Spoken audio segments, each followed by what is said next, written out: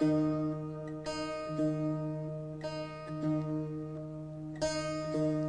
are leaving our time now. We are leaving our time now. There are places where time moves more slowly than here. We honor all four directions: east, west, north, south. And we also honor the fifth direction, the vertical one, which is in us today, here.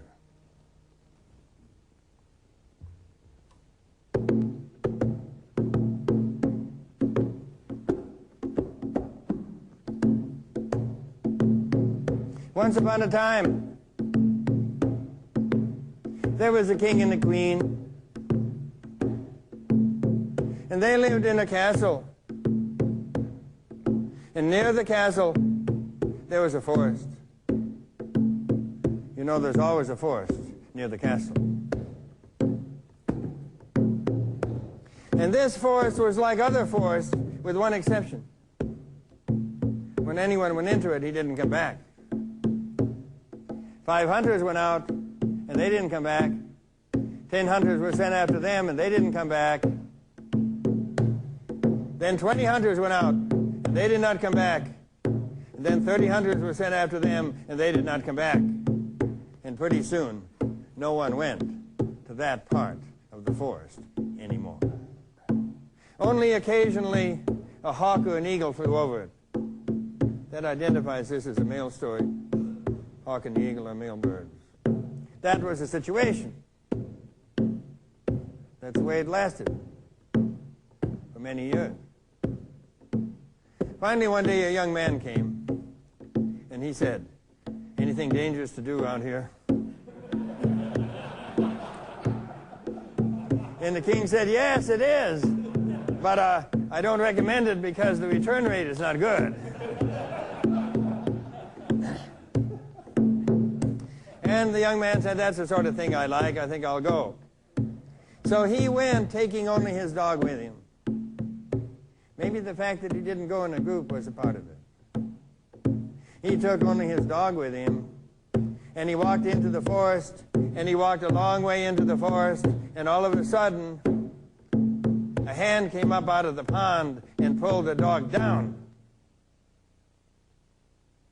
And he didn't get hysterical. He just said, "This must be the place."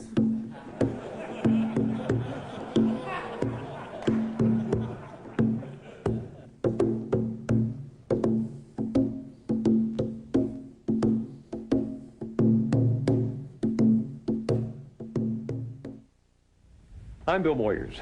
The title of this program is A Gathering of Men, but women are invited too. What we're exploring is the confusion many men feel today about their roles in society and their inner lives as well. Women have a stake in how men address these issues, of course, just as men have been affected over the years by the feminist movement. It's not accurate to describe what's happening as a men's movement as such, but gatherings like this one in Austin, Texas are taking place more and more frequently, and they're drawing larger and larger numbers of men. What summons these men, in my experience, is not a desire to separate again from women or to move back to that destructive, aggressive, and dominating masculine personality of more chauvinistic days. To the contrary, men are drawn to these retreats by a sense of loss, a loss of familiar myths and roadmaps, but also by a sense of hope. There is something optimistic about the very willingness of men to learn from one another through sharing their confusion over the problems of life. For many of these men, there's also the chance to share in the hard-won wisdom of Robert Bly. Robert Bly is arguably the most influential American poet living today. Whether writing about silence in the snowy fields or the light around the body, about the war in Vietnam or the archaeology of private memory, he confers upon even the simplest words a weight and consequence of new things. Born on the Minnesota prairie of Norwegian Lutheran stock, Bly first attended a one-room school, then the University of Iowa and Harvard. But the experience of his own life and the poems, myths, and fairy tales of the world have been his most constant teachers. His own poems are woven from the realities of pain and hope, tribulation and joy. He won the National Book Award for Poetry in 1968, and has since published a growing collection of poems and translations that express what one critic calls a deep marriage between the inner and outer worlds in one man's life. His clear, strong images of masculine consciousness and the honesty of his own autobiography have made Robert Bly a father figure at gatherings of men all over the country. He's now writing a book on masculinity, and one of its themes is the grief and loss men often feel but seldom acknowledge.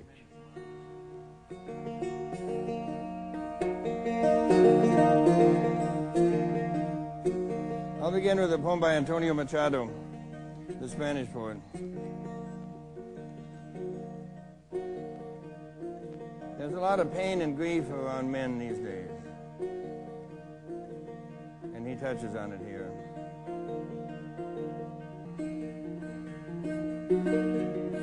The wind one brilliant day called to my soul with an odor of jasmine, and the wind said, in return for the odor of my jasmine, I'd like all the odor of your roses. Machado said, I have no roses. All the flowers in my garden are dead. And the wind said, well, then I'll take the withered petals and the yellow leaves. And the wind left. And I wept. And I said to myself, what have you done with the garden that was entrusted to you? Good poem, I think this feeling of the garden being blown apart doesn't happen much to you until you're 35 or so. The models we were given as men in high school, well, what were they, Eisenhower, John Wayne, they only last till you're maybe 32 or 33. And then you notice that something's going wrong in your business, in your private life, in your relationships. These things don't last. And so around 35, you have to find another image for what a man is or what your man is. Is that clear, that idea? So it takes a little bit of courage to come here. There's lots of men who feel this and then they won't act on it. Or those in their 20s say, I'm doing fine, Jack. I'm fine. It's true that 14 women have left me and 2 beat me up, but I'm doing fine. It's true I'm bleeding from all my pores, but I'm fine. Why a gathering of men? I mean, that's really rare, isn't it, to have a workshop for men only? Maybe 20 years ago it would have been rare, but lately the men in various parts of the country have begun to gather. I think that it isn't a reaction to the women's movement, really. I think the grief that leads to the men's movement began maybe 140 years ago when the Industrial Revolution began, which sends the father out of the house to work. What impact did that have? Well, we receive something from our father by standing close to him. Physically?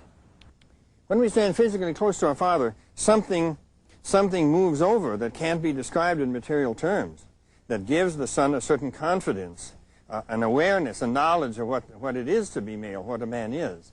And in the ancient times, you were always with your father. He taught you how to do things. He taught you how to farm. He taught you to whatever he did. You learned from him, but you had this sense of receiving a food from him. Food. A food from your father's body. Now, when the father went out of the house in the Industrial Revolution, that food ended. And I think the average American father now spends 10 minutes a day with the son. I think that's what the Minneapolis Tribune had. And half of that time is spending, clean up your room. You know, it's a favorite phrase of mine. I know it well. So the Industrial Revolution did not harm father and daughter relationship as much as it did the father and son, because the mother and daughter still stand close to each other and have stood close to each other. Maybe that'll change now when the mother is being sent out to work also. But the daughters then receive some knowledge of what it is to be a woman, or if you prefer to call it, the female mode of feeling. They receive knowledge of the female mode of feeling. And the mother gets that from her grandmother, who got it from her great-grandmother, who gets it from her great-grandmother, goes all the way down. After the Industrial Revolution, the male does not receive any knowledge from his father of what the male mode of feeling is. And the old male initiators that used to work are not working anymore. What do you mean, male initiators? Well, in the traditional times, you're not initiated by your father because there's too much tension between you and your father. You're initiated by older, unrelated males is the word that's used. Older, unrelated men. They may be friends of your father's. They could even be uncles or grandfathers. But they're the ones who used to do it. Then they disappear. Then it all falls on the father to do. Then the father is off at the office. Do you see the picture? Yeah. In fact, in some of the traditional cultures, a night arrives and a group of men show up at a boy's house and they take him away from the home and they don't bring him back for several days. And then when he comes back, he has ashes on his face. Yeah. In New Guinea, where they still do it today, the men come in with spears to get the boys. The boys know nothing about the men's world. They've lived with their mother completely. They say, Mama, Mama, save us from these men that are coming here. Now, all over New Guinea, the women and the men accept one sentence. A boy cannot be made into a man without the active intervention of the older men. Now, when they all accept that, then the women's job is to be participants in this drama. So the men come and take the boys away, and the boys are saying, save me, Mama, Then they go across, and the men have built, let's say on an island, they built a house for the boys, an initiation hut. Then they take them across the bridge. Then 3 or 4 of the women, whose boys these are, get their spears and meet them on the bridge. And the old men have their spears, and the boys are saying, save me, Mama, save me, these are horrible men are taking me away, and they fight and everything, and then the women are driven back. Then the women all go back and have coffee and say, how'd I do? How'd I look? So that wonderful participation in it, the women are not doing the initiating or participating. And then, as you said, then he'll stay with the men for a year, maybe. Then they will explain to him something has to die to be born, and what will have to die is the boy. This is what isn't happening to the men in this culture. I was giving a reading in Minnesota in my little town this year, and I gave Rapunzel and the cutting off the golden hair of Rapunzel. And I said to the audience, how many of you, do you remember when you had your golden hair cut off? And then later a young man came up to me at the party afterwards, and he said, I didn't dare say anything at that time, but this is what happened to me. I was about 15, and my parents wanted my long hair off. And I refused to cut it off.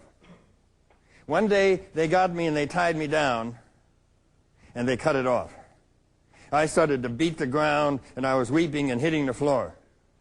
And while I had stopped hitting the floor, I was still weeping. My grandfather walked in, and he saw immediately what had happened. I said, what did your grandfather do? They lived in Long Island. He took the boy out to the ocean, and he said to the boy, you see this ocean? Now, this is for you. This ocean is going to be here, whether you have long hair or short hair. Only the grandfather can say that. And then that man said to me, he was right. He said, I went away. 6 years later, I came back. I looked at the ocean, and wham! It was incredible, like my grandfather had given it to me. I said, unbelievable, unbelievable. That's the kind of thing that the older men do that your father can't do. My father was alcoholic, and he didn't teach me much about the male mode of feeling. But he taught me something. But many men have no father at all. Or the father left when they were 2. Or the father doesn't say anything. Or the father doesn't talk well about feeling. It's natural. It seems to be natural in the American male. It comes from the frontier, apparently. So then, how does he learn the male mode of feeling? He doesn't. And in the 60s, it came to a crisis, I think. Vietnam? Yes. In the Vietnam War, it was as if many of the women offered to initiate the young men. The young men hadn't been helped by their fathers, and they really were betrayed by the older men in the time of Vietnam. And so the women would offer to initiate them in wonderful things like respect for the earth, respect for life, respect for feeling, and so on. That wasn't wrong at all. It was just that no one has helped them with the male mode of feeling. What's the chief difference, as you see it, between male feeling and female feeling? A strong part of the woman's mode of feeling has to do with pain, moving towards pain and helping moving it, and also the pain of being devalued. I mean, women's values have been rejected in this culture for 2,000 years or more, and women feel a strong pain in this devaluation. Men don't feel devalued quite that much. With the men, it's more an area of grief as opposed to pain. And you keep using that word, yeah, grief, in regard to men. You see, in my own case, I began as a poet writing poetry, and poetry deals with feeling. But I felt that grief is a door to male feeling. Until I had really tried to go into some of the grief around my father, I didn't feel that I had access to feeling. Tell me about that. Well, you know, as men, we're taught not to feel pain and grief as children. I remember seeing one of my boys. He was maybe about 9. He was hit in a basketball, or maybe hit by the ball, and I saw him turn around and bend down and get control of his pain and his grief before he stood up again. That same boy would be so wonderful in being open to wounds and crying and so on when he was very small. But, you know, the culture had said to him, you cannot give way to that. You must turn around, and when you must turn around, you must have a face without pain or grief in it, right? So therefore, as the son of an alcoholic, I received that. I mean, you know, when you're in an alcoholic's family, you're hired to be cheerful. That's one of your jobs. You're appointed that way. One is hired to be a trickster, another, I was hired to be cheerful, so that when everyone asked me about the family, I'd have to lie in a cheerful way and said, oh, it's wonderful. Yes, indeed, we have sheep, you know, and we have chickens, and everything's wonderful. Well, then if you can deny something so fundamental as the deep grief in the whole family, you can deny anything. How can you write poetry then if you're involved in that much denial? So the word denial was very helpful to me. Did you resent your father? Did you feel... No, I think that what happened was that as far as the grief goes, being appointed to be the cheerful one in the family, I would tend to follow a movement upward like this. More and more achievement, more and so on. That's what you do. And finally you redeem the family's name by doing this.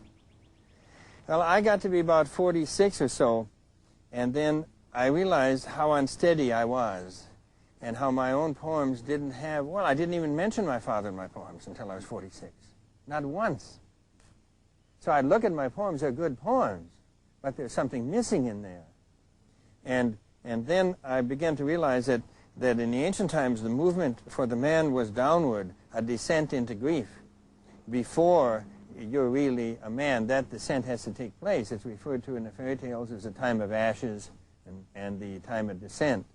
So I wrote a poem at that time. And there's a first poem, I must have been 46 or 47. It is the first poem I'd written in which there was some sort of grief. I'll read it to you. You want to hear it? Mm-hmm. It's called Snowbanks North of the House. Maybe you know the poem. Snowbanks, snow comes down from Alaska, you know, and then stops suddenly. And I noticed that little place there where something stops and doesn't go further. So I wrote this line, those great sweeps of snow that stop suddenly 6 feet from the house. I left it in a drawer for 2 or 3 months to see what would happen. And finally the rest of the poem came. Those great sweeps of snow that stop suddenly 6 feet from the house. Thoughts that go so far. The boy gets out of high school and reads no more books. And the son stops calling home. The mother puts down her rolling pin and makes no more bread. And the wife looks at her husband one night at a party and loves him no more. And the energy leaves the wine, and the minister falls leaving the church. It will not come closer. And the one inside moves back and the hands touch nothing, and they're safe. And the father grieves for his son, this is Lincoln, and the father grieves for his son, and will not leave the room where the coffin stands. He turns away from his wife, and she sleeps alone. And the sea lifts and falls all night. And the moon goes on through the unattached heavens, alone. And the toe of the shoe pivots in the dust. And the man in the black coat turns and goes back down the hill. No one knows why he came or why he turned away and did not climb the hill. What did that do for you? Well, to me, it was the first time that I had felt my words being involved, not in the New Age ascent, not in higher consciousness, but a movement down when you break off the arc and you move down and you go down towards your own. In that case, it had to do with the possibility that my life is not going to be a series of triumphs, that what is asked of me is not to ascend but to descend.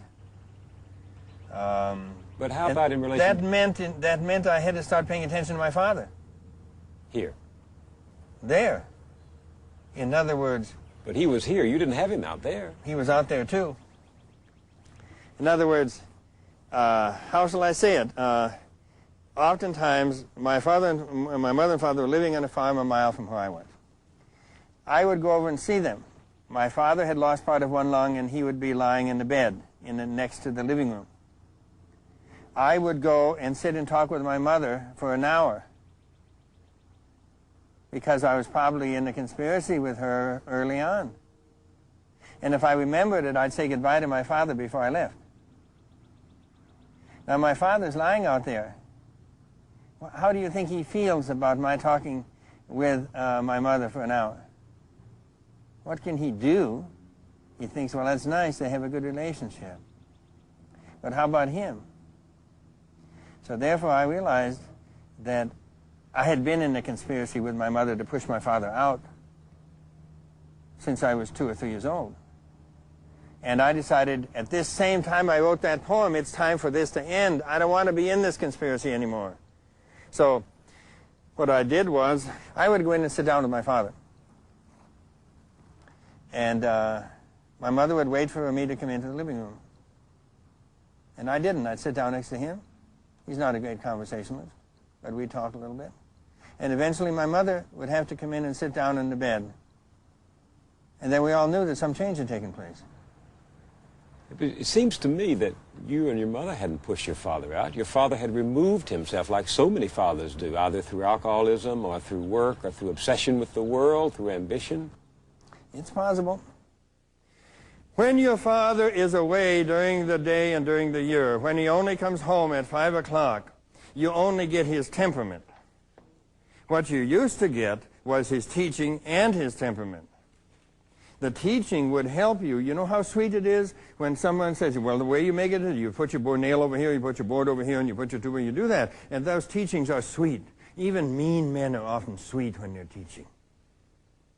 And then we have that gratitude when someone has taught us something. It's so wonderful. We used to receive that from our fathers. Now, he goes to work, and all we get is his temperament when he gets home at 5, and he's tired. And what's more, at work, he has been humiliated by older men and other men, bosses. He's been in competition with other men. He knows that his work is not going. He's not going to be able to see the end of his work. It's not like making a chest of drawers. He knows that his company is probably polluting Alaska. How do you think he feels when he gets home? And that's all you're going to get. And I want to remind you that the same thing is true of women. That many people that we call angry feminists are women who have only experienced the temperament of their fathers. They have never experienced the teaching.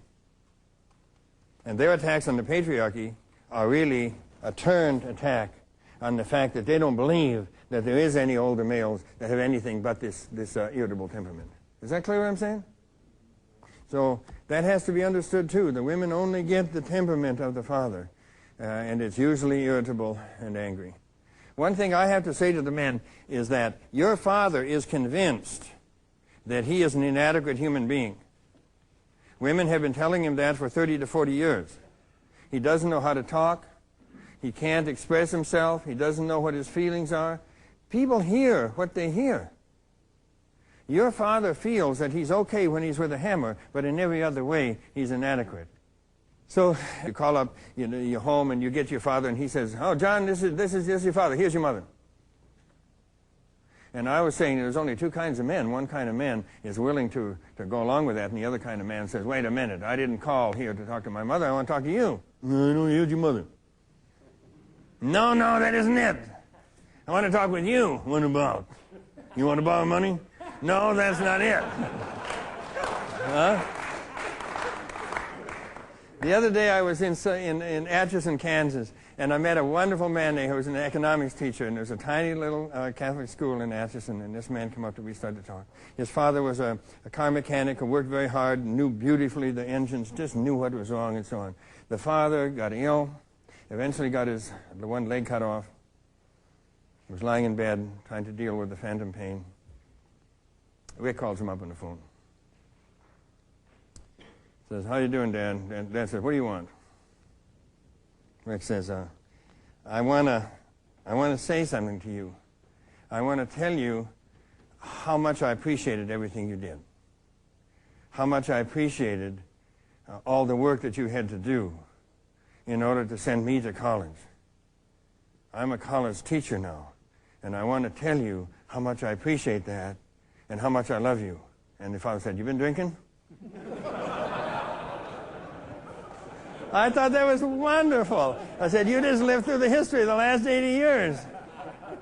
The father can't imagine, right? There's only two parts, because men don't talk about feelings. So if you're talking about feelings, probably you must be drunk. And you got to get over that. You just say, "No, I have not been drinking, I'm not on dope, and I love you." You get it?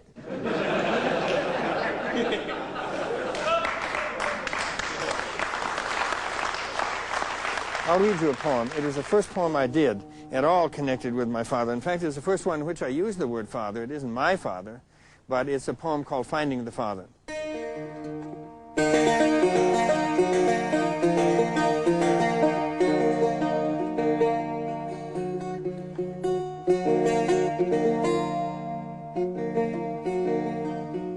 My friend, this body offers to carry us for nothing. This body offers to carry us for nothing, as the ocean carries logs. So on some days, the body wails with its great energy. It smashes up the boulders, lifting small crabs that flow around the sides. There's a knock at the door. There's a knock at the door. We don't have time to dress. He wants us to go with him through the blowing and rainy streets to the dark house.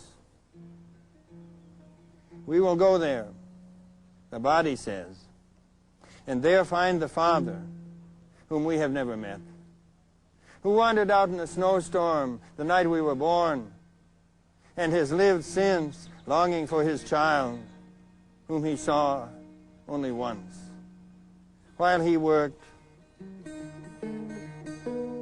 as a shoemaker, as a cattle herder in Australia, as a restaurant cook who painted at night. When you light the lamp, you will see him. He sits there behind the door, the eyebrows so heavy, the forehead so light, lonely in his whole body, waiting for you. Looking for Father. Finding the Father, it's called. Did you find your father? To some extent, I did. He died only a few months ago. But one of the things that did happen is this. It was, I was living in Moose Lake, about 5 hours away. I get a call. My mother and father were both in the old people's home in Madison, Minnesota. I got a call saying my father was in the hospital with pneumonia. So I drove down specially to see him, and some change had taken place in me. So that when I walked in the room, he was alone there, and for the first time I picked up a book, my book that I write in. I wrote a poem in his presence. I had written so many poems in the presence of trees like these, so many poems in the presence of women, never a single line in the presence of my father. So this is the poem I wrote. It's called My Father at 85. His large ears hear everything. A hermit wakes and sleeps in a hut underneath his gaunt cheeks. His eyes blue, alert, disappointed, and suspicious. Complain, I do not bring him the same sort of jokes the nurses do. When the nurses come in, he's right. He is a small bird waiting to be fed, mostly beak, an eagle, or a vulture, or the Pharaoh's servant just before death. My arm on the bed rail rests there, relaxed, with new love. All I know of the troubadours I bring to this bed. I do not want or need to be shamed by him any longer. The general of shame has discharged him, he's probably a lieutenant, and left him in this small provincial Egyptian town. If I do not wish to shame him, then why not love him? His long hands, large, veined, capable, can still retain hold of what he wanted. But is that what he desired? Some powerful river of desire flows through him. He never phrased what he desired. And I am his son. He never phrased. Your father never phrased. He never put into language what he desired. In the United States, we put into language what we want. We want another television set. We want a VCR. We want a refrigerator. We want a good 3.2 beer. We want to have a cowboy hat and have some girl come along and touch it. That's what we want. But in television, we never talk about what we desire. What you desire is something you're never going to get, so that gives it a little fragrance. Wait, what do you mean by that? We're going to desire something that you're not going to get. Well, someone says, I want to be as great a poet as Shakespeare. You're never going to. I desire to be as great a poet. That's not going to happen. But it's sweet to desire it. In the 13th and 14th century, they did desire. They desired God. They desired to have God as a lover, for example, with the Provençal poets and all of those, and the Sufis, the Muslims at the same time. You know that Muslim poem, it's a Rumi poem, I want to kiss you. Answer, the price of kissing is your life. Now my loving is running towards my life, shouting, what a bargain, let's take it. That's a poem of desire, isn't it? Yeah. It's a poem, it's not a wanting. So if our parents could have phrased what they desired, our lives would have been different. Why do fathers have such a hard time talking to sons about desire, about what they really seek? I don't think the mothers phrase what they desire either. Yes, but... the grown-ups don't phrase what they desire. Why? Well... Do they know?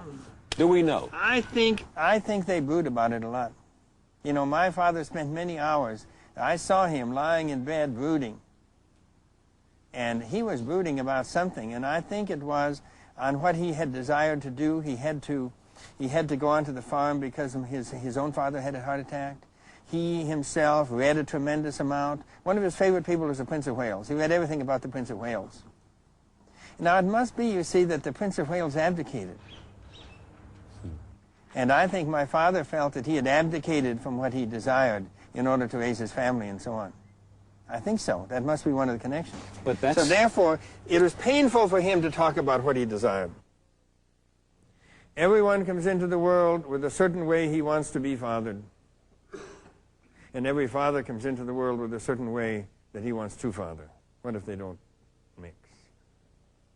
What then? That's the way it with most of us, isn't it? We wanted to be fathered in a certain way, and our father didn't do it, so we complain. But it's better to go to the father and say, how did you want to father? And he says, well, the problem is that I wanted a violinist's son, you know. Well, I wanted an athlete's son. I really did. I remember my daughters came first. And it was 3 or 4 or 5 years before I had the sons. And my daughters still say to me, Robert, Dad, they say, do you remember how you used to buy all those little green tractors for us? I'd go to the store and buy I love these little John Deere tractors, you know. And they knew that I was trying to father a son.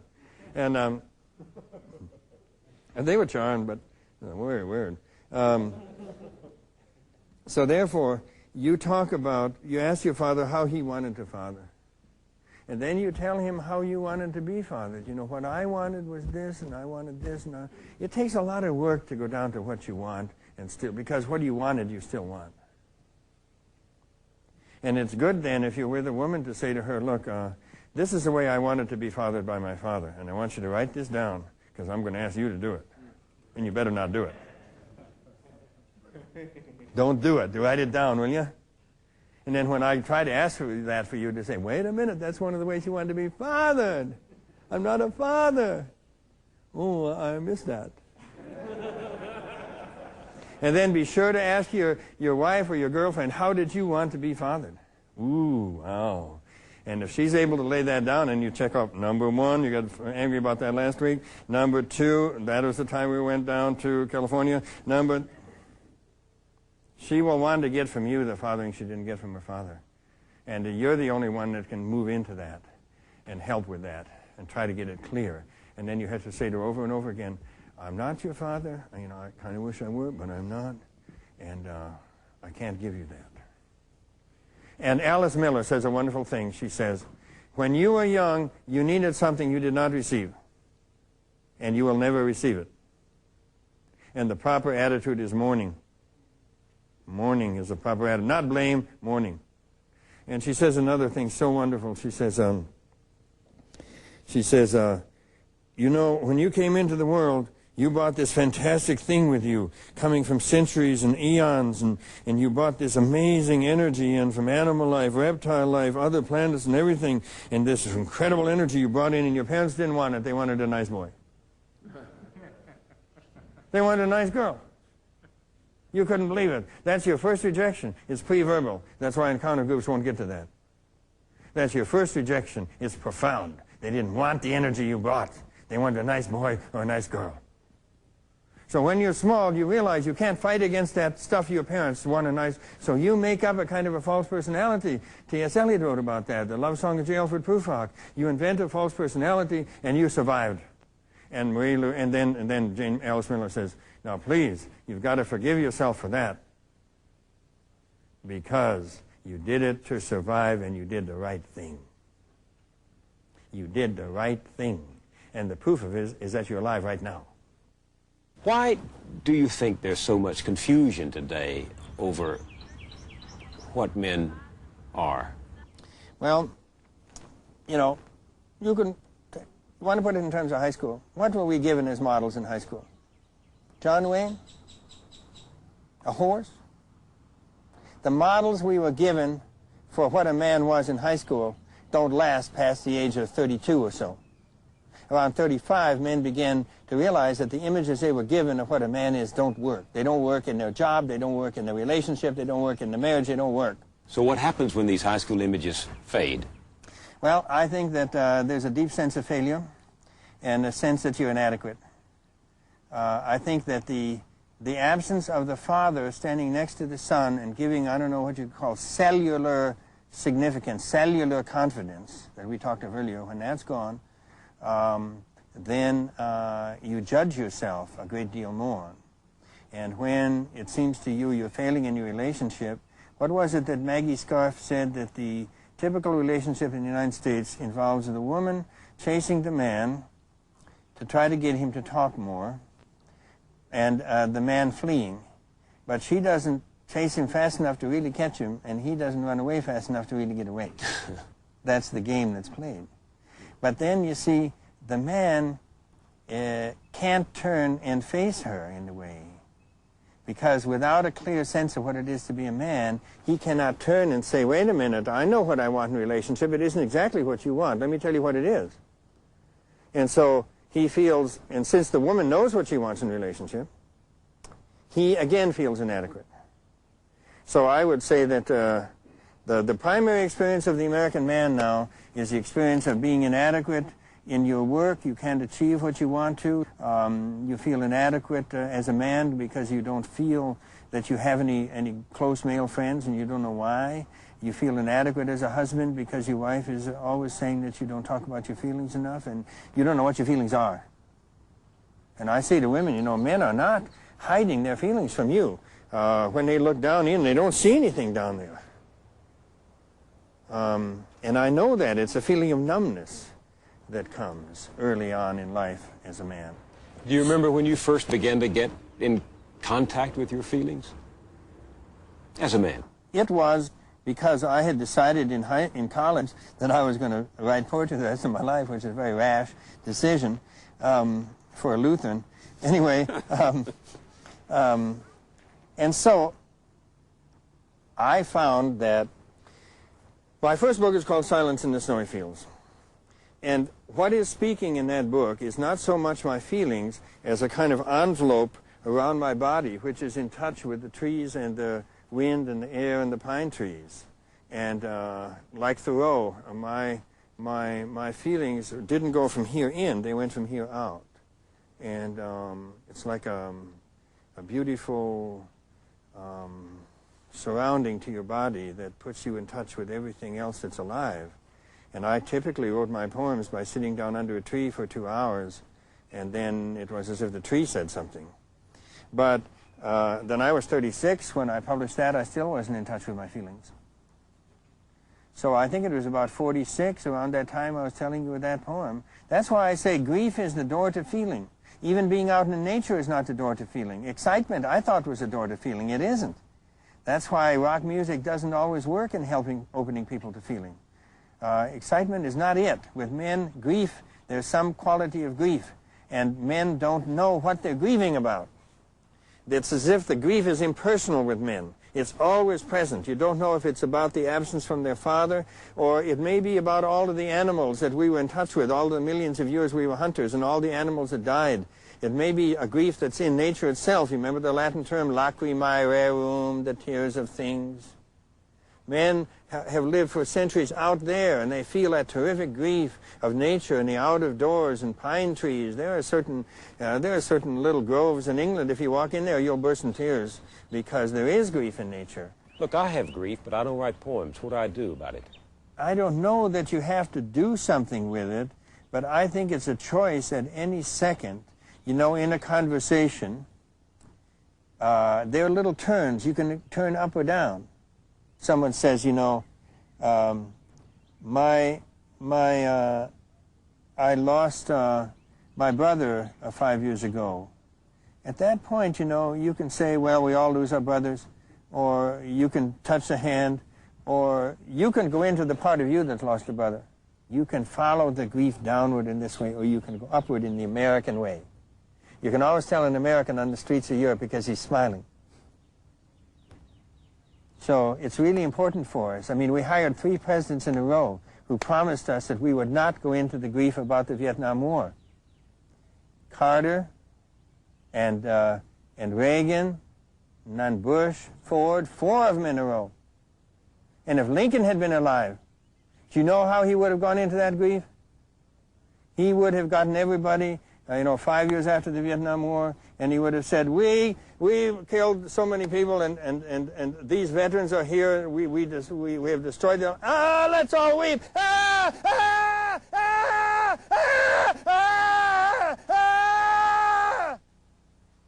That's what Lincoln would have done. He would have encouraged America to grieve over the losses in the Vietnam War.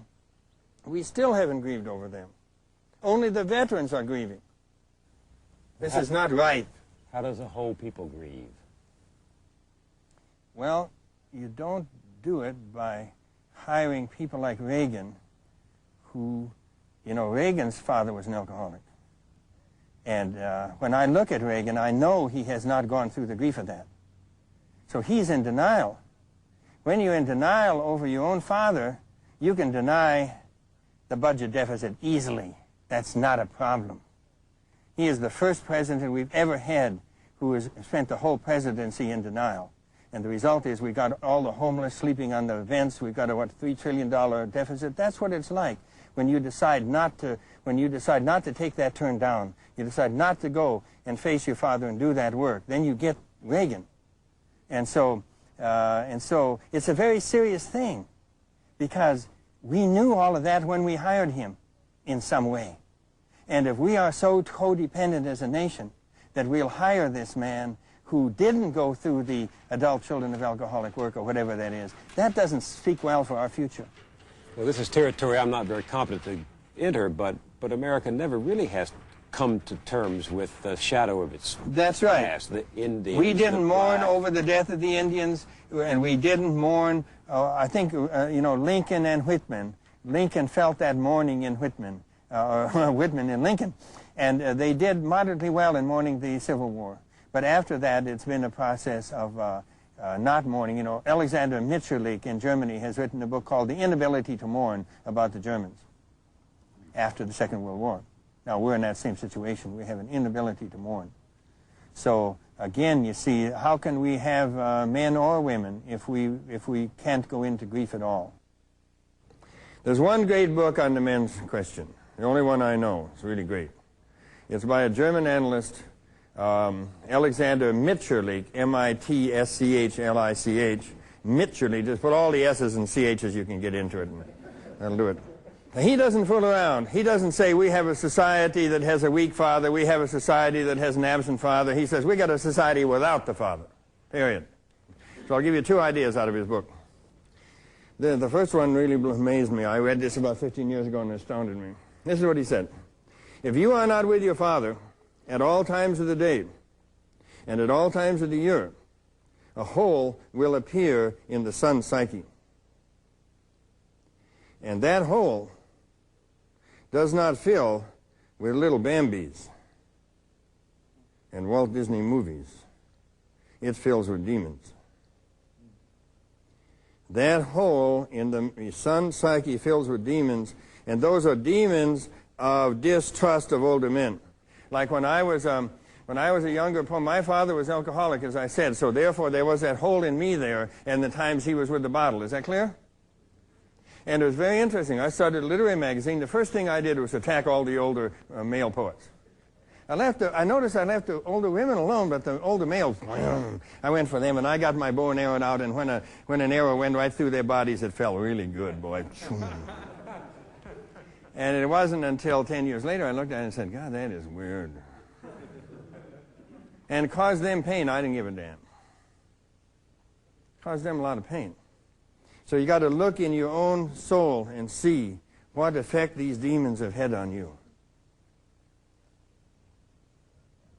And if you do not have the trust of the older men, then you'll tend to go to women and get whatever you want from women. And that doesn't work too well, because there are certain things that women cannot give. Do you understand me what I'm saying? They try, they really do. But there are certain kind of assurances that we can only get from older men that you cannot get from women. And then we blame the women for not getting it. They feel guilty, etc., etc., etc. You cannot kill demons. It's an old tradition. For example, Marie-Louise von France says that every woman now, after the patriarchy, has a small figure on her left shoulder, about 1.5 inches tall, who says to her, you know something, you're nothing. You're absolutely nothing. You're totally worthless. You'll never write works of art. You know why? Because you're a woman, and all women are nothing. And she describes this little figure as a demon. And I heard a bunch of women say to her one day, Miss von Franz, can you kill this little demon? She said, no, you can't kill him. All you can do is educate him. To be a man means that you need to develop the warrior, which means that you are not always obeying the body. Robert Moore of Chicago, who is doing wonderful work on the warrior and the king, I heard a tape of his, and he said, now, all of you who are in graduate school, if you don't have the warrior, you're going to be in trouble because you have to do a lot of unpleasant things in graduate school. And he said, I'm writing a book. If I don't have the warrior, I'm not going to finish this book. The warrior enables us to go. When the body says it's let's quit and get some Haagen-Dazs, the warrior says no, no, no, no, no. And your body's okay when you're getting a massage. Right, for now we're going to do the task, and we're going to continue. Joe Campbell had a great warrior. In his 20s, he read 9 hours every day. That's the warrior that enables him to do that. So the warrior in men is not always the one that's out there killing people. That's not it. It's the one who is able to pursue a task until it's finished. And the warrior usually has a cause transcendent to himself. transcendent to himself, which means I will do it even if I can't explain it to other people. Yes, I'm not doing it for my good. I'm not doing it for selfish reasons. I'm doing this for a cause that I believe in. The traditional way it's said is that the warrior works for the king, and the king is the one connected to the sun and to the spirit and to God. So that when the warrior, as in our culture, has no king like Ollie North, then he gets in trouble. You know, the Japanese tell a story about it was a little pond, and the leader of this pond, I don't know, disappeared. So they hired the heron to be the king, and the heron ate up everyone in the pond. Because he was a warrior, he wasn't a king. The warrior will eat up everyone in the pond if he doesn't have a transcendent cause. So, but the Americans are very weak in the warrior now, the American men. The Japanese men were strong in the warrior during the Second World War, and they somehow transferred that into their briefcases and into their VCRs. And so we don't have warriors to stand up against them, even in the business world. Robert Moore, again on the warrior, has said wonderful things like the only warriors we have in the United States are the negative versions of it, the shadow versions, who are the drug lords. They're the ones. We need warriors in the city who are able to stand against the drug lords. But instead of that, we have only negative warriors. But when you use the word warrior, most of the people watching and listening are going to say, well, he means the slayer, the No, combatant. the warrior is not, in general terms, is not sent out there in order to harm and damage others. The warrior is a defender of the boundaries. When you live in a dysfunctional family, then people in the family cross your boundaries all the time. They will open the door, they'll say things, their mood is the strongest in the house, your moods mean nothing. You understand what I'm talking about. Well, sure. And when you're 3 and 4 years old in relation to grown-ups, you have no boundaries. They simply do what they want. And the sexual abuse really means, that didn't happen to me in a strong way, but it means you open the door and you go in. There's no way you have no boundaries. So the adult man and the adult woman needs to have a warrior so that they can hold the boundaries. So that one way that I see it now is that when we're 3 and 4 years old, the doorknob's on the outside of the door. Now I have to understand I'm not 3 to 4 years old now. I'm a grown person. And if I want to get the doorknob on the inside of the door, I will. If I do not wish to be shamed, that's my choice. But the hardest thing is to realize you're not 4 years old. Yeah. So therefore, with my father, I do not want or need to be shamed by him any longer.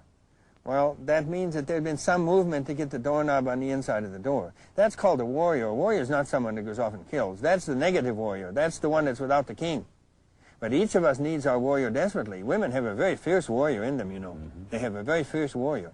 And I would say that the women in the last 20 years have much greater sense of their own boundaries than the men do. So, I have felt that the men have suffered a great deal in losing the wild man, which is a certain form of spontaneity connected with the wilderness itself. And they've suffered a great deal since the Second World War in losing the warrior. It's very strange how this works. We gave up the king. That is, we founded our country with getting rid of the king. And you know, the king is weak in American men also. How could it be otherwise? The king being? The king, the part of the man that determines what he is going to do now, what my course is going to be. The king can decide that for himself. This is the inner king, that's the whole image, the one who's down there, yes, who decides. And when he comes in, follow your bliss is what Joe Campbell said. That means that the king decides that. You don't join IBM and then do what your boss wants you to do. That means there's only one king in the whole thing, and that's the boss, and everybody else is a non-king. That's the way the world works. Yeah, that's the way it works. That's the way it destroys inner kings in all of the men and in most of the women.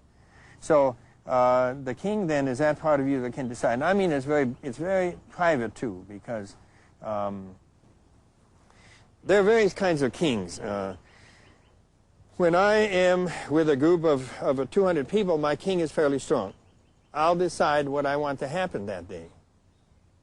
When I'm with 3 or 4 people, my king is moderately strong. Yeah. But they can still drag me off to a movie I don't want to go to. When I'm with one person, my king is rather weak. And I think that's because of all those crossing of boundaries and so on when I was a child.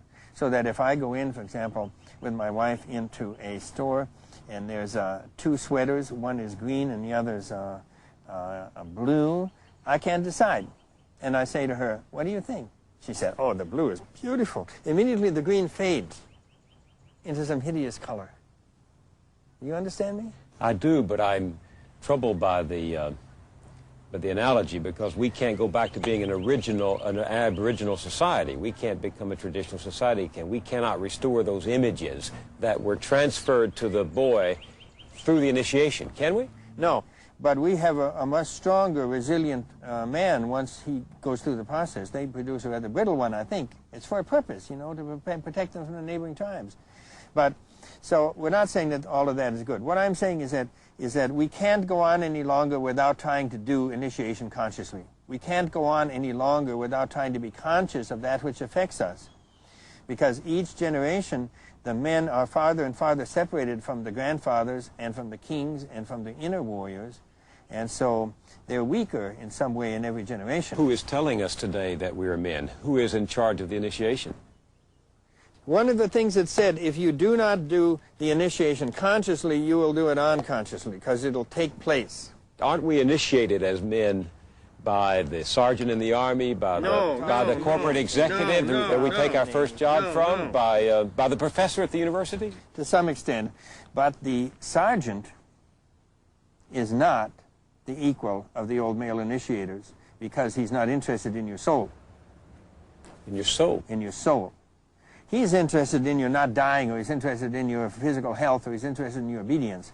But the old male initiators we're talking about, King Arthur would be one, is interested in the soul of the young man. That's what the young men are missing, that there isn't any older men who are interested in their souls. And you mentioned King Arthur. I mean, he was a mentor to the knights. He was the one who stood at the gate. Yes, you could say that a beautiful thing. See, one of the ways to think about a male initiation, it goes in this way, possibly. First stage is bonding with the mother and separation from the mother. We do the bonding with the mother pretty well in this country. We don't do the separation well at all. There's no ritual for it. Secondly, bonding with the father and separation from the father. Now, we don't do the bonding with the father well. What did Jeffrey Gore say in The Americans? He said, in order to become American, it's necessary, first of all, to reject your father. That's about all it is necessary. You don't even attack him as in Freud. You disregard him as ridiculous, as in all those movies that we're seeing, in all the film strips and all of the situation comedies in which the fathers are completely ridiculous. You know those? Sure. All over television. The father's a fool, and the woman is a wonderful person and knows everything, and the man is in bad shape, you know, and the woman says, you should have Comtrex. And he says, well, what is Comtrex? She tells him what it is. You mean the man doesn't know what Comtrex is? So there is this feeling in which all over situation comedy, the young males writing that are rejecting their fathers over again in order to become real Americans. Okay. So the second thing is bonding with the father and separation from the father. In a culture in which you reject the father automatically, as in America, oftentimes you don't become bonded with your father until you're 40 or 46. That's what I told you in my story. Well, how do you bond with the father who's absent all the time, who goes off to the office, 8, 10, 12, 15, 30 miles Sometimes away? You have to wait till he's 63 and he's home. It's not easy. The men that I know say they're 50 years old, they're 45 years old, they call up their father and they said, oh, here's your mother. And they say, wait a minute, you know, I'm going to take you down to New Mexico. We're going to go down to New Mexico for 5 days. No, yes, you're going to go. I'm going to pay for it and we're going to go. Well, that's a bonding sometimes takes place with their father there. So the fact that the son has to do it. Son has to make the motion. Right, that's the stage of bonding. That's a part of bonding with the father, and after that you still have to do the separation. Then the third stage is called the appearance of the male mother. The male mother? The male mother. That is a man who does nurturing in a similar way as a woman, only he's not a woman. Now, King Arthur acted that way for those young men. What does he do? Cuts his arm and gives them the blood. He nourishes them and nourishes their souls. So this is like Pablo Casals was a wonderful male mother. Every black jazz musician in this century has had a great male mother. Around Midnight was about that. You remember the first scene of Around Midnight? He walks into a hotel room in Paris, and you don't know what's going on. And the black musician stands there a long time, and finally someone says, "Is this where he died?" And he says, "Well, I guess so, but these rooms all look so much alike." That was a room where his male mother, his male mentor had died. Well, you're talking about a mentor. We're talking about a mentor. You're just using the phrase mother as metaphor. Male mother, I'm using it, I mean a mentor. And so King Arthur was a mentor to those young men. And when the male mother or the mentor comes along, it helps the young male to separate from his mother and from his father. Because he has a man who is not his father, who is acting to him both as a mother and a father. That's the third stage. Wordsworth has this wonderful poem in which he talks about the old man who sat under the tree. You found that too? Yes, the old man sits under the tree and he says, "He picked me out from all the rosy boys and I became a comrade for life." I couldn't believe that passage when I read it. Yeah. And he was in grammar school, and an old man there at the edge of town would talk with him every day. And Wordsworth at the end says, "I think he had the greatest mind in England." Do you remember that? Because he had given that boy so much. Well, that's a perfect example. That's how you produce a Wordsworth. Where do we get our mentors today? I tell the men, you know, you have to look for it. Your father came to you. You didn't have to look for your father, but you have to look for your mentor. If you want a mentor, you have to go look for him. That means that usually he's in your field, but not always. If you're an architect, you go and look for a male mentor. You know, I met Szent-Györgyi. I stopped to see Szent-Györgyi one day, the one who invented vitamin C, got 3 Nobel Prizes. And I said to him, he was living alone on Woodstock, and he told me various things. And he said, "When I got out of graduate school, I knew exactly who I wanted to work with. I would have walked 150 miles to work with this man, and I did. I worked with him. I loved him." And he said, "I've been here 30 years. Not a single American man has ever come and wanted to work with me." I said, "Well, maybe they're not interested in ideas." "They're not interested in ideas." He said, "You know what they're interested in? Retirement plans." He was a wonderful old man. But he was waiting to be a mentor or a male mother to young American scientists, and they didn't know the tradition, and they didn't go to him. In these traditional cultures, when these older men played this role for young men, what were the older men, what were the male mothers doing for the boys? When the male mother is there and the mentor is there, one thing he does is bless the young men. And it's so strange that men need blessing from older men. Robert Moore, I heard him say in a tape, if you're a young man and you're not being admired by an older man, you're being hurt. I like that a great deal. So that many women bless young men, but the man still needs a blessing from an older man. You know, I heard Robert Moore say to a group of men, how many of you have admired a younger man in the last 2 weeks and told him so? Silence. How many of you were admired by older men when you were young? Silence. Then he said that sentence, if you're a young man and you're not being admired by an older man, you're being hurt. Robert Moore from Chicago is a wonderful man. He's beginning to do work with men. He has about 11 degrees. And I heard him the other day, and one of the things he says, men do not learn except in ritual space. I was astounded at the idea. Men do not learn except in ritual space. And he said, I know from talking to the men who've been there that you set up a ritual space. How, you don't know how you do it, but it's done. And partly it's done because no women are there, partly it's done because it's in the woods, partly it's done because older men are there. Now we take all the older men we have, over 60, we put them all in the front row. You can imagine how that helps with ritual space. These men that I used to ask to sit in the front here, they had never been honored as an older man in their whole life. They couldn't believe it. Can we do that now? Shall we do it? Let's do it. All the men over 55, would you come up here and sit down in the front row?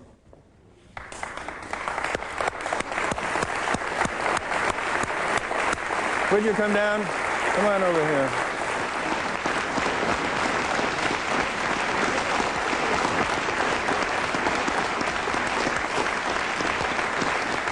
I told Bill a story last night that we did one up in upstate New York in July last year. at the old Shaker colony. It was very interesting. We were up in the old hill where the Shakers used to have their stuff. We had about 85 men, and so they had a big tent up there. It was a big tent. So we were in this tent for 6 days. Well, the 4th day we started to go into fathers and so on, and the young men were very good, and they started to be very open and talk a lot, and pretty soon the younger men were weeping and with their fathers, and a lot of weeping went on the 4th and the 5th day. On the 6th day, which was the last morning, we had the old men here on the front. And there was a wonderful man who was called Heinz, was his name, Heinz. And he was 75. And he was in the Heron clan. We had herons. And we usually get a samba going, and everybody dances for 5 or 6 hours. And the Heron clan were brought in at one point to dance, and they don't know how to dance. Suddenly, Heinz stopped the whole thing, and Heinz started to do the Heron dance.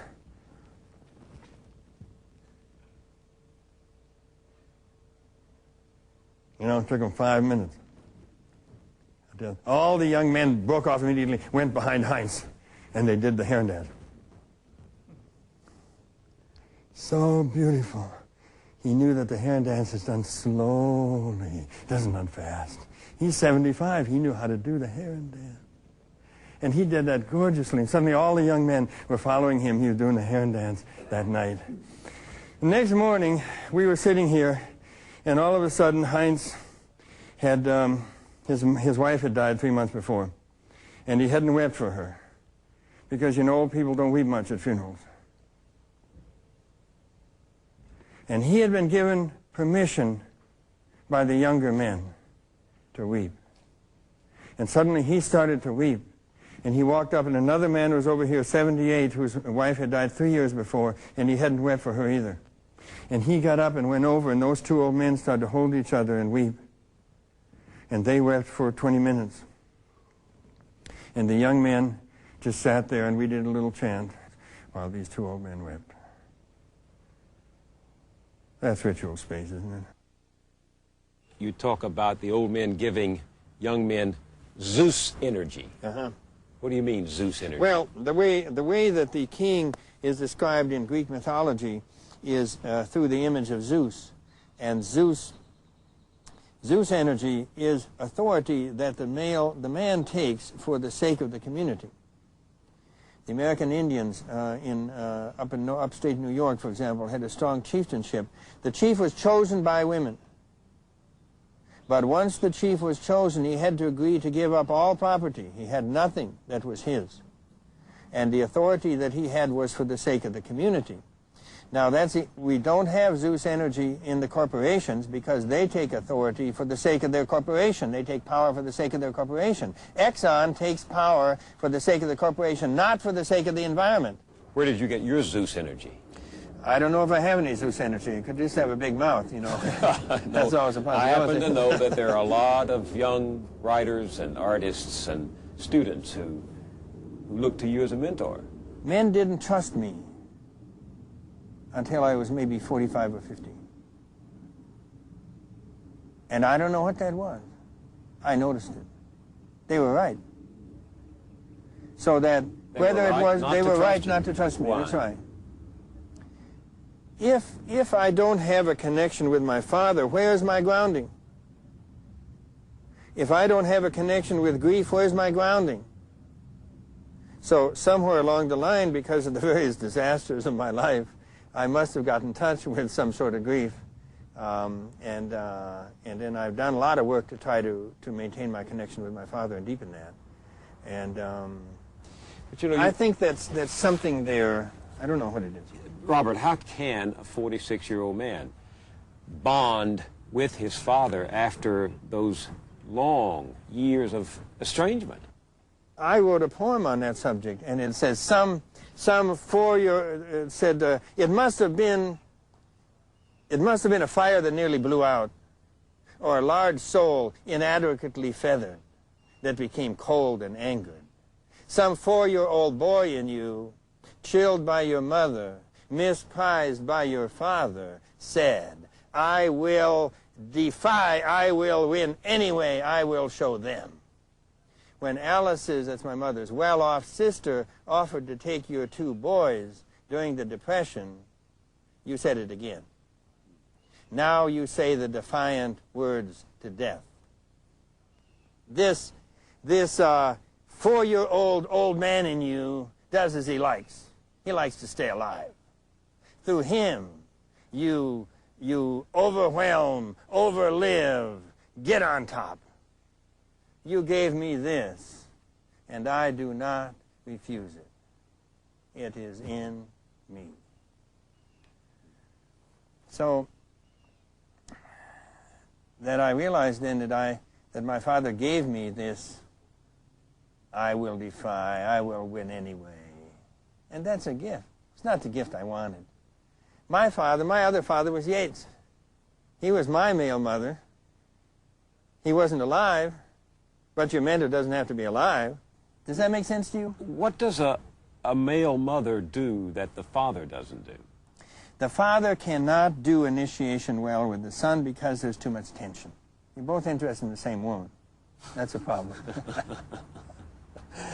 And when men recognize that their father, when the initiators are gone, then there's no one to welcome the young man into the male world. And all young men are angry about that. When you're looking at a gang, you're looking at young males who have no older man to welcome them into the male world. They're trying desperately to do it themselves. They're trying to teach each other what courage is, how much pain you should endure, what a cause is. They're trying to do it. It doesn't work because young males cannot initiate each other. But they're angry at the absence of the older males who are not doing that. Well, when this group of old male initiators disappears, then everything falls on the father. The father's supposed to do everything. And when the young men that I talk to realize that their father could not have done that, then they begin thinking of the things their father did do to try to initiate them. Oftentimes they're touched, they weep when they think of the possibility. So when our father was only intended to keep us through the age of 35 and make sure we didn't get eaten by ants and stuff like that. He was never intended to initiate us. And when the father is gone, as happens so often in America today, often it's just a single mother who is left to do it all, the initiation. That's right, and women try very hard with that. And I remember I said at that thing in Evanston, I said, you know, a woman can bring a boy, can bring the boy from the fetus to be a boy, but she cannot move him from a boy to being a man. Only other men can do that. And some of the women got angry, and another woman said, I think he's right, because when my boy was in high school, I knew that he needed something harder than I could give him. And if I did that, I'd lose my own femininity. So it's just to say that women try very hard with this, and it's hopeless. They cannot really guide a boy all the way to being a man. That's a job for the men to do. And if a woman is in that situation, then she should recognize that and try to find some older man that she trusts and ask him to hold the boy in his heart. It isn't necessary that he take the boy to the zoo every other day. But many young men do not know a single older man who encourages them or holds them in their heart. So to some of the men who come to my things, I say, this next year you're not going to pay me with money. What I'd like you to do is to go out and find a young man who doesn't have any father in the house. I'd like you to hold that boy in your heart, which means that you may write him once a month, you may take him somewhere once a month, but he knows that he has a heart link through you with the male world. And that's a responsibility that the men have got to take in this country. They've got to take more responsibility for the younger men, for encouraging the younger men, admiring the younger men, and holding the younger men in their hearts. How do we get in touch with the male mother that's in us? How do I find in me the male mother that serves another young man? I would think that, first of all, one would consciously reject the idea that all men are in competition. In business, that is the primary assumption. And in fact, it happens. So that there are very few genuine male mothers in business. There are exceptions, of course, but I would say that, first of all, I never realized that younger men needed anything I had to give them. Except a job. Yes, that kind of thing. I didn't realize that they are hungry and thirsty for a simple connection to an older man that's not shaming. What did the older men say? Clean up your room, right? You did this wrong. You have to stay after school. You're foolish, stupid. And then they go to women for comfort. But what if they could go to older men for comfort? Then the women wouldn't be so burdened with all these aspirins and stuff. I think it would be a great relief to women that when the men could go to other men for comfort. So I have to realize that by being an older man, I have some substance that's helpful to younger men. And then I also have to realize that I can perform something for them without intending to, by being consciously aware that they need to step from the father to an older man to God. And I'm not a guru, because I'm not that. People say to me, you know, will you be my father? I say, if it doesn't cost me anything, you know, I'll think about it. But it isn't anything I do that you understand me, that you just have to agree that that's an important thing as is supporting your family, or loving your wife, or protecting the earth. A fourth important thing you can do is to be open to the younger men and recognize that they can use a blessing from you. And the way it's done in a place like Russia, where the toast is so fantastic, the toasts. And when they do toast at the dinner table, they will toast the younger man. Now the idea is that they have to see that younger man clearly. No lying, no flattery. They have to be able to see there, and then at the same time do some praise there. So Do some praise? do some praise. Blessing is a form of praise. Remember what Robert Moore said? How many young men have you admired in the last 2 weeks and told them so?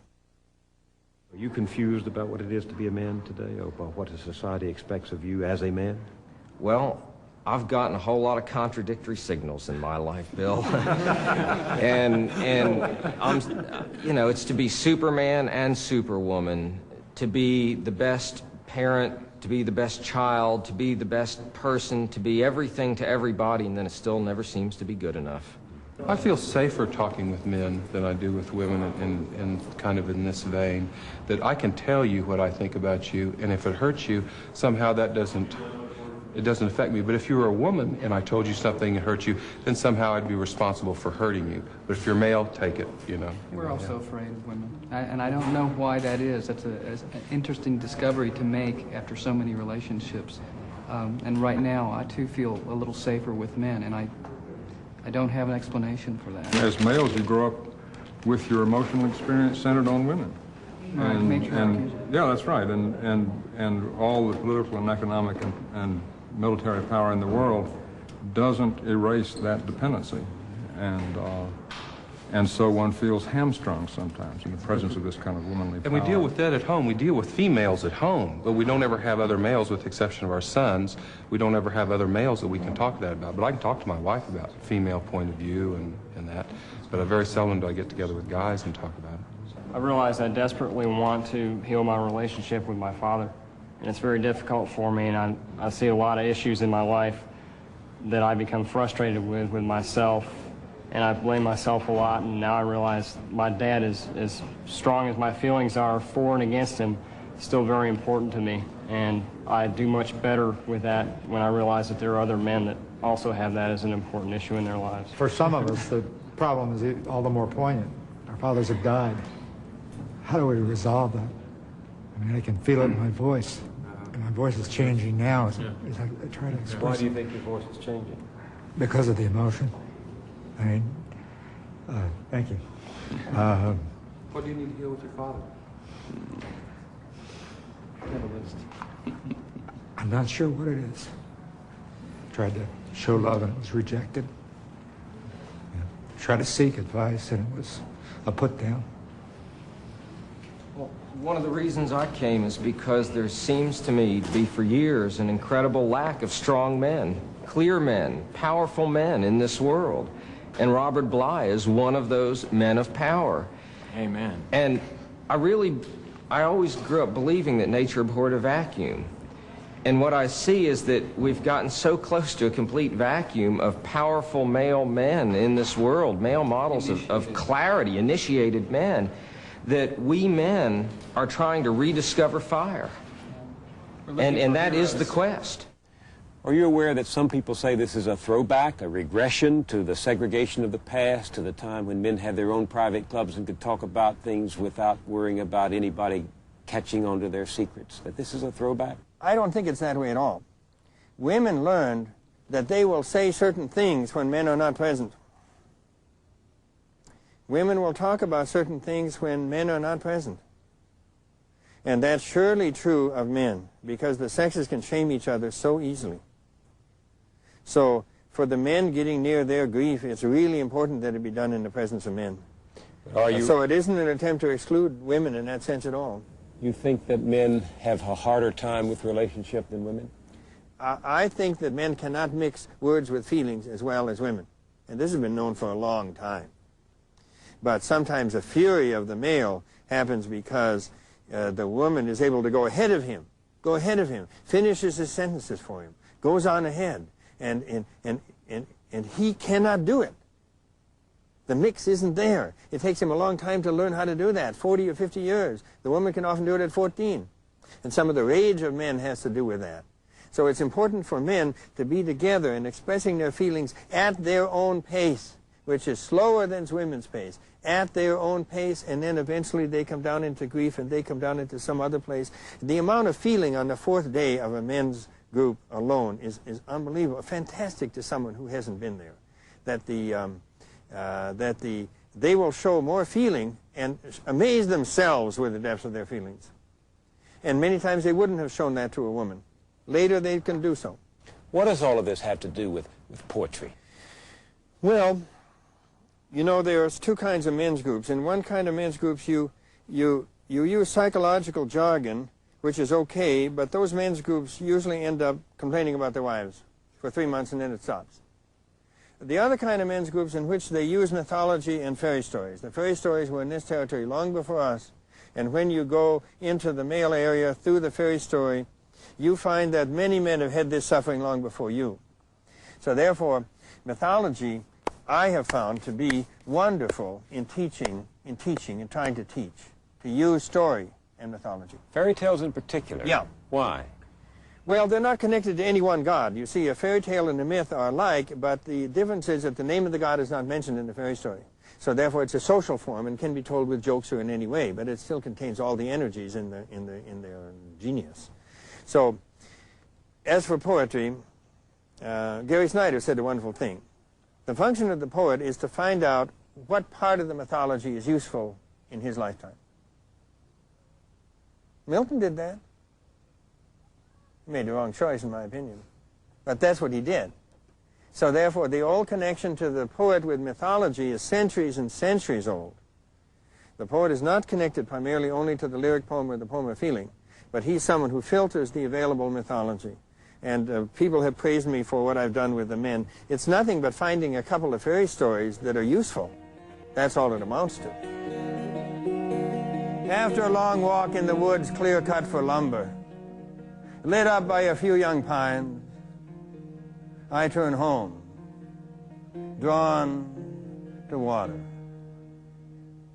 A coffin-like band softens half the lake, draws the shadow down from westward hills. It is a massive masculine shadow, 50 males sitting together in hall or crowded room, lifting something indistinct up into the resonating night. The woman stays in the kitchen and does not want to waste fuel by lighting a lamp while she waits for the drunk husband to come home. And when he does, she serves him food in silence.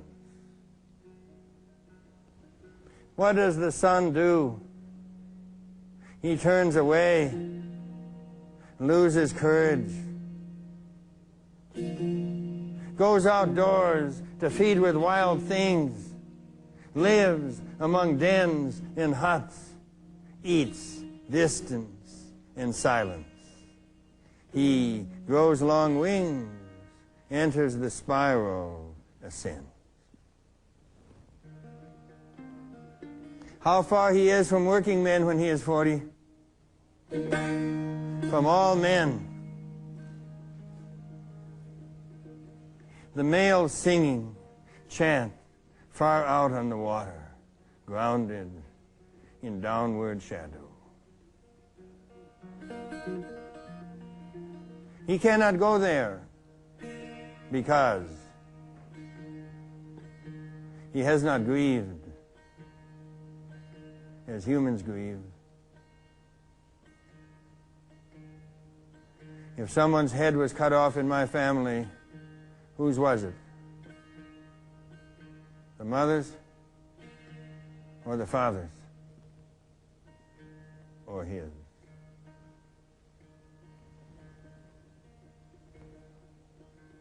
The dark comes down slowly. The way snow falls, or herds pass a cave mouth. I look up at the other shore. It is night. From Austin, Texas, this has been A Gathering of Men with Robert Bly. I'm Bill Moyers.